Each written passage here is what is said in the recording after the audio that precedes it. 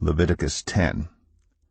Aaron's sons, Nadab and Abihu, took their censers, put fire in them, and added incense, and they offered unauthorized fire before the Lord, contrary to his command.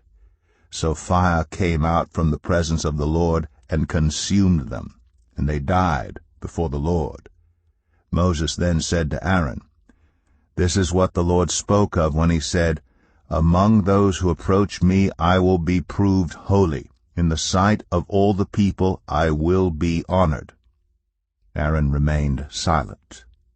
Moses summoned Mishael and Elzaphan, sons of Aaron's uncle Uzziel, and said to them, "Come here. Carry your cousins outside the camp, away from the front of the sanctuary." So they came and carried them, still in their tunics, outside the camp, as Moses ordered. Then Moses said to Aaron and his sons Eleazar and Ithamar, "Do not let your hair become unkempt, and do not tear your clothes, or you will die, and the Lord will be angry with the whole community. But your relatives, all the Israelites, may mourn for those the Lord has destroyed by fire. Do not leave the entrance to the tent of meeting, or you will die, because the Lord's anointing oil is on you." So they did as Moses said. And then the Lord said to Aaron, "You and your sons are not to drink wine or other fermented drink whenever you go into the tent of meeting, or you will die.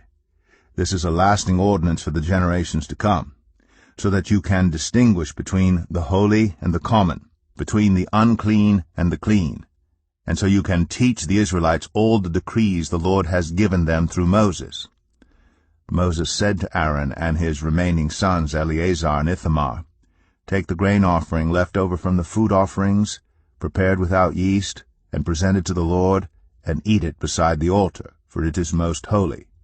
Eat it in the sanctuary area, because it is your share and your son's share of the food offerings presented to the Lord, for so I have been commanded. But you and your sons and your daughters may eat the breast that was waved and the thigh that was presented. Eat them in a ceremonially clean place.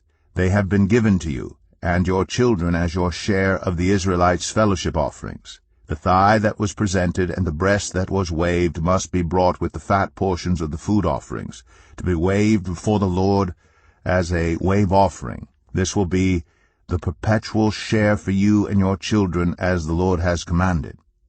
When Moses inquired about the goat of the sin offering, and found that it had been burned up, he was angry with Eleazar and Ithamar, Aaron's remaining sons, and asked, "Why didn't you eat the sin offering in the sanctuary area?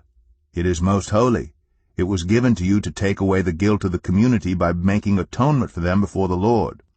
Since its blood was not taken into the holy place, you should have eaten the goat in the sanctuary area as I commanded." Aaron replied to Moses, "Today they sacrifice their sin offering and their burnt offering before the Lord, but such things as this have happened to me. Would the Lord have been pleased if I had eaten the sin offering today?" When Moses heard this, he was satisfied.